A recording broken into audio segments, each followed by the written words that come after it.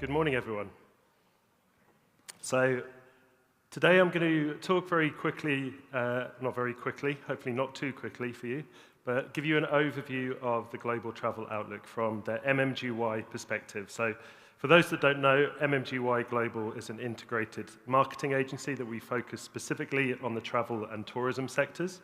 So we work very closely with destinations, brands, governments across the world within this amazing sector that we all work in. And we run our own research as well. So we're constantly on top of how people think about travel, what their motivations are, where they're going to go, where they have been, how much they're going to spend, what the barriers for travel are. So it gives us lots of information about who the travel audiences are, who we should target, and what the opportunities are. And the big thing, and those of you that attended the policy forum yesterday as well, I spoke about this briefly yesterday, but we think there's a lot of positivity in the travel space. There's lots of things that are happening that we feel like maybe there's a temporary blip. Consumers still want to travel. People still want to travel. They still want to explore. They still want to make the most of this amazing world. And there's lots of opportunities where, despite the fact that we're constantly impacted by lots of different influences, people still want to explore the world and take in all of the things that they can. And we're in a unique position within the travel industry to provide the stability that people look for in times of uncertainty. People want certainty. Travel can provide that.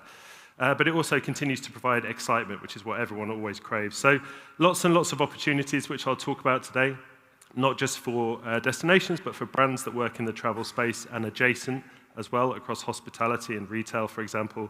And they can do so in lots of unique ways and target consumers in ways that other industries can't. And as I said, we are an integrated marketing agency that focuses specifically on the travel, tourism, and hospitality spaces. So we have a unique understanding of who makes up the travel industry, who are the people that we want to come and visit our destinations, and we want to service across the world. So, to give you an idea of what I'll talk about in the next 10 minutes or so, thinking about what's happening now in the travel industry, looking at what's happening in the short term, what's next, and then those opportunities that exist across the travel industry, and some key takeaways to think about as you leave today. So thinking about what's happening now in the travel space, lots of positivity. We're seeing lots of growth across international travel. For example, you can see here that 36% of Americans plan to travel internationally. This is the highest number since pre-COVID, since 2019. So there's growth from the American market. That's a good example. We're seeing that across multiple international markets where there is still continued growing demand for international travel.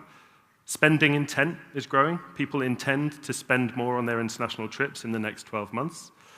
We're also seeing that interest in diversity is growing. So you can see here, for example, a quarter of Latin American travelers are influenced to choose destinations by the ethnic diversity and the multicultural population of a destination. So people are interested in lots of different things that make up those cultural immersions. And just under half of European travelers say that a travel provider's sustainability considerations impact their decisions. So that sustainable intent is still strong. So there's lots of positives that are driving the travel market, and as I said, it's a positive picture. So I wanted to start today's session by hopefully providing some positivity and some good news for everyone as you settle into your coffees. And here are the key trends that are shaping travel to this region, to Asia Pacific. And you can see here, good news for those destinations at the top. These consistently are the most popular destinations in terms of intent. So those people that we survey across the world who are interested in visiting Asia Pacific, Japan, Thailand, Singapore, and South Korea are always the destinations of intent that sit at the top. People are still concerned about cost, but they also, alongside that, want to visit more destinations when they do travel. So those concerns about cost are not just related to the cost of a ticket, it's about budgeting to make sure that they can travel to all of the places that they want to go to. And more people want to visit more places when they travel. As I mentioned, sustainable travel is still highly demanded by consumers. People are making choices based on sustainability claims. And of course, I can't give a presentation without talking about AI. There's a growing use across various markets, people using AI for travel planning, but it's not replacing the human interaction that people want.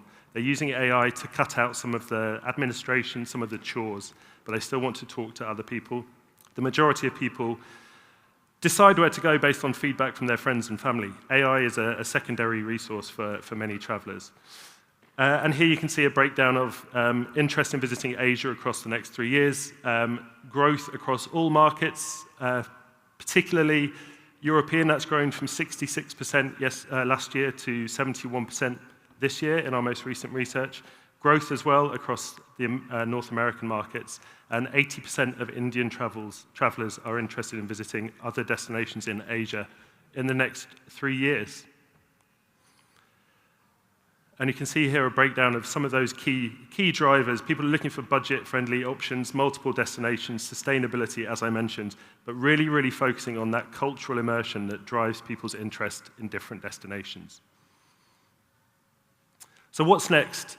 Lots and lots of things, lots of opportunities to think about. Travel sentiment, we know, is healthy. There's a resurgence in international travel. More people are planning more international trips over the coming years. There's increased spending. People are more conscious about how they're spending their money. They're cautious, but they are planning to spend more, which is good news for everyone involved in the travel industry. And the opportunities that exist, there are many. I won't go through everything on this slide, but this is just to highlight MMGY recently acquired an organization called Think Strawberries, based in Mumbai and Dubai, who focus on Asia-Pacific travel and traveler sentiment in particular. And the key findings that they really found were that the Indian market is set to be bigger than China over the next 5 years in terms of outbound travel. There's a growth in things like weekend breaks, solo travel, female travel, and couples, people looking for more things like weekend retreats, and a huge growth from the traditional model of outbound to the West to more intra-Asia travel, which creates huge opportunities for destinations across this region. So looking ahead to the next 12 months and beyond, we're seeing more and more desire for unique experiences. People want to experience things they've never experienced. They want to share those things across social media. They want to share it with their closest family and friends. They want to have deep engagement. They're not just doing things to tick off something from a box. They want to engage with local cultures. There's a time for action coming with sustainability and responsibility. It's having a profound impact on people's choices. We're also seeing more and more health and safety concerns post-pandemic. So the individual always thinks about their own safety and their own concerns when they visit a destination. So the messaging from destinations about that is crucial. Technology will continue to grow, but as I said, human experiences always come first. Flexibility in booking as well. This provides that certainty that I talked about, and you can see some examples at the bottom.